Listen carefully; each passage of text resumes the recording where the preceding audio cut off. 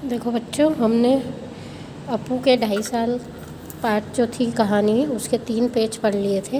अब हम आगे पढ़ने जा रहे हैं कि अपू का चुनाव कैसा हुआ। हमने देखा था कि पड़ोस के बच्चे को उन्होंने लिया था। उसमें मूल उपन्यास में अपू और दुर्गा के भूलो नामक पालतू कुत्ते का उल्लेख है। गांव से ही हमने एक कुत्ता प्राप्त किया और वह भी हमसे ठीक बर्ताव करने लगा। फिल्म में एक दृश्य ऐसा है, अपू की माँ सर्वजया अपू को भात खिला रही है। कुत्ता दरवाजे के सामने आंगन में बैठकर अपू का भात खाना देख रहा है। अपू के हाथ में छोटे तीर कमान है। खाने में उसका पूरा ध्यान नहीं है। वह माँ की और पीट करके बैठा हुआ है। वह तीर कमान खेलने के लिए उतावला है। मतलब ये फिल्म का एक दृश्य है। ठीक है, कुत्ता हमने ले लिया उसके लिए, है ना। कुत्ता क्या कर रहा है? उसके पास बैठा है, अपू को भात खाता हुआ देख रहा है। ठीक है, और वह क्या कर रहा है? अपू भात खा रहा है पर उसका ध्यान किस में है? तीर कमान में है। अपू खाते खाते ही कमान से तीर छोड़ता है। उसके बाद खाना छोड़कर तीर वापस लाने के लिए जाता है। सर्वजया बाएं हाथ में वह थाली और दाहिने हाथ में निवाला लेकर बच्चे के पीछे दौड़ती है। मतलब सर्वजया कौन है? अपू की माँ, जो अपू को क्या खिला रही है? भात खिला रही है। लेकिन बच्चे के भाव देखकर जान जाती है कि वह अब कुछ नहीं खाएगा। भूलो कुत्ता भी खड़ा हो जाता है। उसका ध्यान सर्वजया के हाथ में जो भात की थाली है उसकी ओर है। इसके बाद वाले शॉट में हमें ऐसा दिखाना था कि सर्वजया थाली में बचा हुआ भात एक गमले में डाल देती है और भूलो वह भात खाता है। लेकिन यह शॉट हम उस दिन ले नहीं सके क्योंकि सूरज की रोशनी खत्म हुई और उसी के साथ हमारे पास जो पैसे थे वे भी खत्म हुए। 6 महीने बाद फिर से पैसे इकट्ठा होने पर हम फिर बोडाल गांव में उस सीन का बाकी अंश चित्रित करने के लिए गए। लेकिन वहां जाने पर समाचार मिला कि भूलो कुत्ता अब इस दुनिया में नहीं है। अब क्या होगा? मतलब कि इसमें यह बताया है कि अपू का जो बचा हुआ भात है वो गमले में डालती है और भूलो कुत्ते को नहीं खिलाती। तो भूलो कुत्ता क्या करता है कि वहाँ गमले में से लेकर भात खाता है। तो हम उसके बाद का सीन नहीं कर पाए क्योंकि पैसे ख़त्म हो गए थे। फिर पैसे इकट्ठा हुआ, फिर हम के लिए निकल पड़े, मतलब शूटिंग के लिए निकल पड़े। वो पता चला कि भूलो कुत्ता अब गाँव में नहीं है। अब लाओ पकड़ के उस कुत्ते को। सचमुच यह कुत्ता भूलो जैसा ही दिखता था। वह भूलो से बहुत ही मिलता जुलता था। उसके शरीर का रंग तो भूलो जैसा बादामी था ही। उसके दूम का छोर भी भूलो के दूम की छोर जैसा ही सफ़ेद था। मतलब दूम का जो छोर था वो भूलो कुत्ते जैसा ही था, क्योंकि फिल्म में क्या कंटिन्यूटी होना चाहिए, जो पहले दिखाया वही दिखाना था। तो हमने उसके जैसा कुत्ता ले लिया। आखिर यह फेंका हुआ भात उसने खाया और हमारे उस दृश्य की शूटिंग पूरी हुई। फिल्म देखते समय यह बात किसी के भी ध्यान में नहीं आती कि एक ही सीन में हमने भूलो की भूमिका में 2 अलग अलग कुत्तों से काम लिया है। मतलब हमको यह मतलब फिल्म देखने वाले को यह समझ में किसी को भी नहीं आता है कि हमने भूलो की भूमिका में अलग कुत्ते को लिया है। अब दूसरा पेज देखो। और सिर्फ कुत्ते के संदर्भ में ही नहीं, आदमी के संदर्भ से ही ऐसी ही समस्या से पथेर पांचाली की शूटिंग के दौरान उलझना पड़ा था। मतलब कुत्ता ही नहीं, आदमी की भी समस्या होती थी क्योंकि पैसे नहीं होते थे। हम कई दिनों बाद पैसे जुटा कर इकट्ठा करते थे और फिर शूटिंग करते थे। तो उस दौरान यदि वो आदमी गायब हो गया तो हमको उसके जैसा ही दूसरा आदमी ढूंढना पड़ता था। श्रीनिवास नामक घूमते मिठाई वाले से मिठाई खरीदने के लिए अपू और दुर्गा के पास पैसे नहीं हैं, है ना। श्रीनिवास नामक जो मिठाई वाला था उससे मिठाई खरीदने के लिए अपू और दुर्गा के पास पैसे नहीं है। वे तो मिठाई खरीद नहीं सकते। इसलिए अपू और दुर्गा उस मिठाई वाले के पीछे पीछे मुखर्जी के घर के पास जाते हैं। मुखर्जी अमीर आदमी है, वे तो मिठाई ज़रूर खरीदेंगे और उनका मिठाई खरीदना देखने में ही अपू और दुर्गा की खुशी है। मतलब अपू और दुर्गा नहीं खरीद पाते तो वो उनको खरीदते हुए देखेंगे तो ही वो खुश हो जाएंगे। इस दृश्य का कुछ अंश चित्रित होने के बाद हमारी शूटिंग कुछ महीनों के लिए स्थगित हो गई। पैसे हाथ आने पर फिर जब हम उस गांव में शूटिंग करने के लिए गए, मतलब कुछ अंश इस दृश्य का चित्रित हो पाया, फिर स्थगित हो गई क्योंकि पैसे खत्म हो गए। फिर पैसे आए, फिर शूटिंग करने गांव में गए। तब खबर मिली कि श्रीनिवास मिठाई वाले की भूमिका जो सज्जन कर रहे थे उनका देहांत हो गया। मतलब पहले कुत्ते का देहांत हो गया था, अब वो मिठाई वाले का देहांत हो गया। अब पहले वाले श्रीनिवास का मिलता जुलता दूसरा आदमी कहाँ से मिलेगा। आखिर श्रीनिवास की भूमिका के लिए हमें जो सज्जन मिले उनका चेहरा पहले वाले श्रीनिवास से मिलता जुलता नहीं था, लेकिन शरीर से वे पहले श्रीनिवास जैसे ही थे। उन्हीं पर हमने दृश्य का बाकी अंश चित्रित किया। फिल्मों में दिखाई देता है कि 1 नंबर श्रीनिवास बांसबंद से बाहर आता है और अगले शॉट में 2 नंबर श्रीनिवास कैमरे की ओर पीट करके मुखर्जी के घर के गेट के अंदर जाता है। मतलब एक शॉट में क्या होता है, श्रीनिवास बाहर आता है और दूसरे शॉट में वो मुखर्जी के घर के अंदर जाता है। पथेर पांचाली फिल्म अनेक लोगों ने एक से अधिक बार देखी, लेकिन श्रीनिवास के मामले में यह बात किसी के ध्यान में नहीं आई, ऐसा मैंने नहीं सुना। मतलब श्रीनिवास की केवल पीठ ही दिखाई है, आते जाते ही दिखाया है, तो किसी के ध्यान में नहीं आया कि ये दूसरा श्रीनिवास है।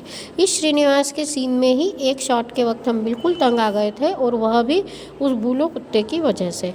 मतलब हम भूलो कुत्ते की वजह से बहुत मुश्किल में आ गए थे।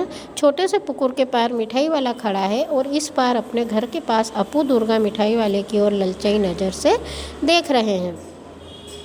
मतलब भूलो कुकुर के पास पार जो है मिठाई वाला खड़ा है और वो अपू और दुर्गा उसको ललचाई नज़र से देख रहे हैं। क्यों मिठाई खरीदेंगे? मिठाई वाले के इस सवाल का वे ना में जवाब देते हैं।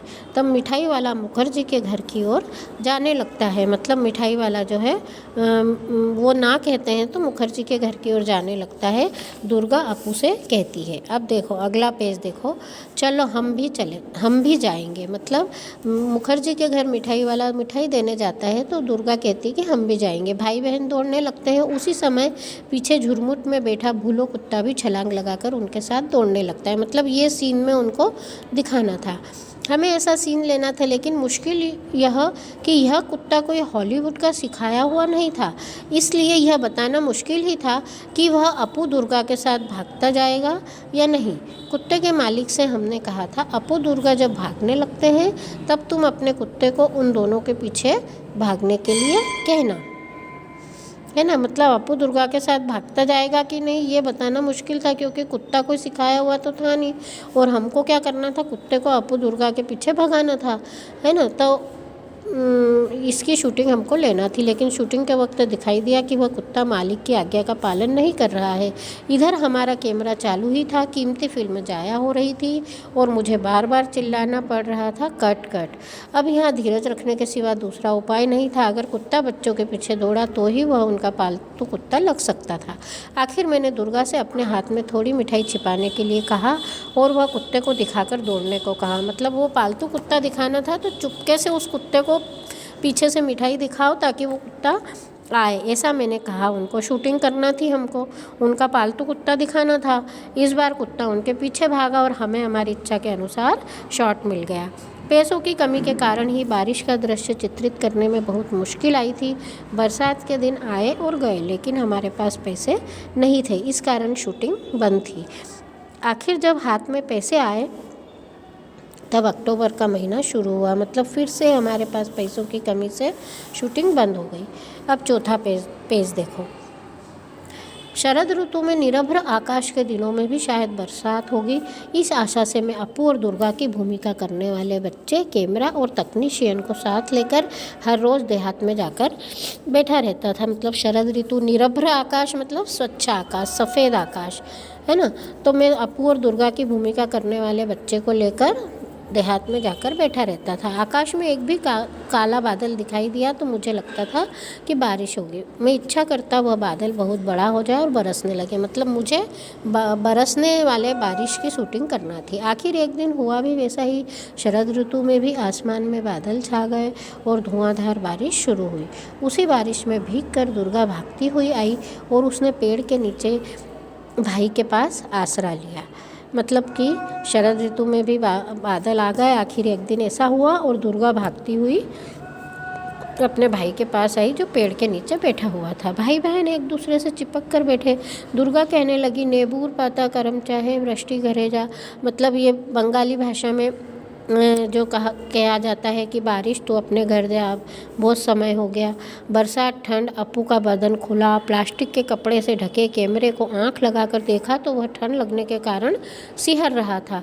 शॉट पूरा होने के बाद दूध में थोड़ी ब्रांडी मिलाकर दी। मतलब कि उसे जो सीन दिया गया था उसके कारण वो ठिठुरने लगा बारिश में बिना कपड़े के। और भाई बहन का शरीर हमने गर्म किया।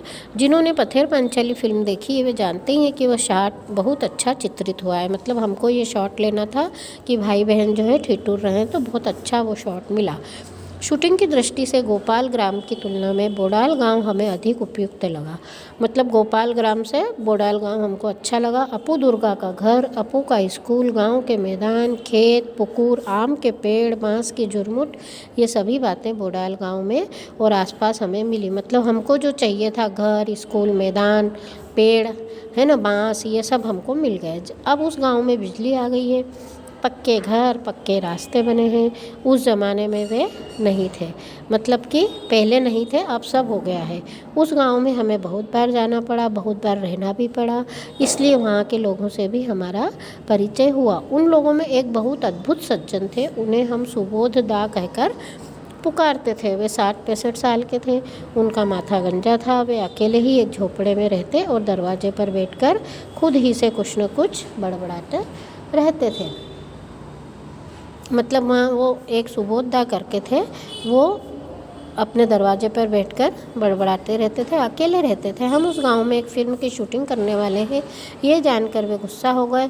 हमें देखने पर वे चिल्लाते, फिल्म वाले आए हैं। मतलब वो थोड़े वृद्ध थे, तो वो हमको देखकर चिल्लाने लगते थे, है ना। इस तरह से ये अपने 4 पेज का आज अपन ने फिर से पढ़ लिया है, समझ लिया है। तो अपू के साथ 2.5 साल, ये पाठ के हमने 6 पेज पढ़ लिए हैं। बाकी के हम कल कंप्लीट कर लेंगे। प्रश्नोत्तर आपको लिंक भेज ही दी है, आपने त्रैमासिक में भी इसके प्रश्नों के उत्तर लिखे हैं।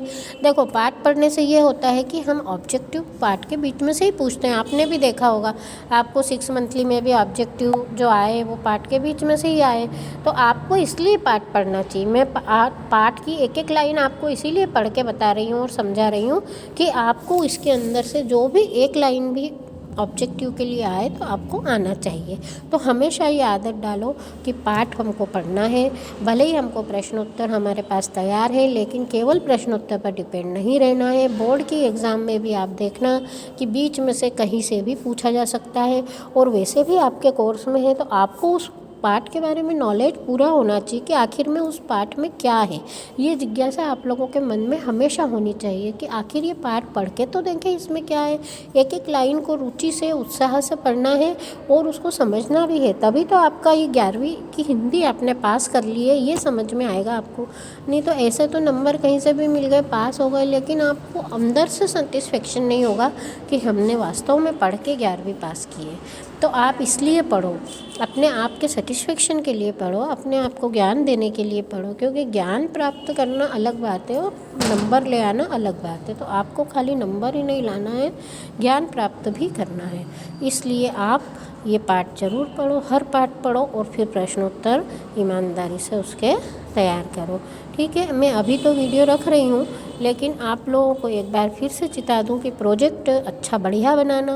प्रोजेक्ट में जो दिया है वो पूरा ढंग से कलर पेन से और जो भी आप कर सकते हो डेकोरेशन, वो डेकोरेट करके पूरा कंप्लीट करके अपना नाम, पिताजी का नाम, सरनेम सब लिख कर, क्लास, है ना, क्लास सेक्शन सब लिख कर और फिर प्रोजेक्ट कॉपी जमा करना। ऐसा नहीं है कि कोई भी पाप काटने के हिसाब से हमने चलो कर दिया, लिख दिया, किसी की प्रोजेक्ट कॉपी ले ली, उसकी नकल मार दी और हो गया हमारा काम। अपने को अपना काम अपने दिमाग से, अपने मन से करना चाहिए, तो हमको पढ़ने में मज़ा आता है, तो हमारा 11वीं पास करना सार्थक होता है। तो आप पूरी पढ़ाई अपने मन से, अच्छे से, अपने आप रुचि से करो, ये मेरा कहने का उद्देश्य है। क्योंकि हिंदी की टीचर होने के नाते मुझे आपको तरीका भी समझाना है कि किस तरह से आपको पढ़ना है ना। केवल आपको हिंदी का ज्ञान ही नहीं देना है, मुझे आपको संस्कार भी देना है। तो आप लोग अच्छे से पढ़ो, मन लगाकर पढ़ो और परीक्षा में अच्छे नंबर से पास हो, यही मेरी आपके लिए नए वर्ष में शुभकामना है।